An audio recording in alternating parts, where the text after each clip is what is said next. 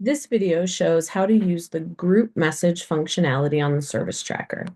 Log in to the professional portal and navigate on the left sidebar navigation to service tracker.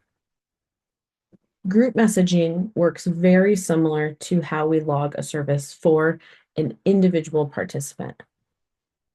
Come here to log service,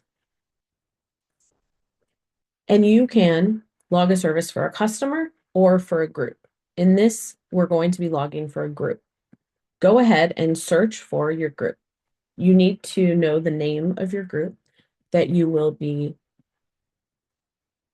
assigning a service to. For this, I'm going to use Testing Fall 2024. My name, my location, and the day that I'm created all populates right here. I can make my note.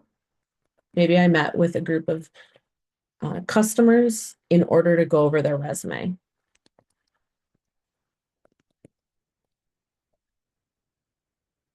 This was an in-person meeting.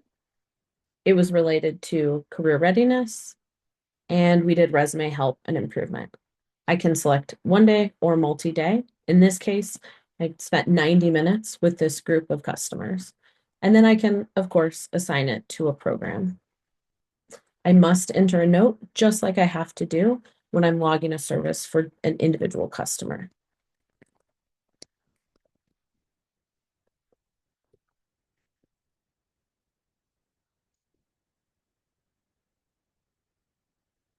I then log service.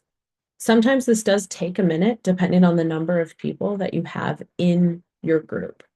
You'll see here, service log creation process has been initiated, and an alert will appear once the logs have been created.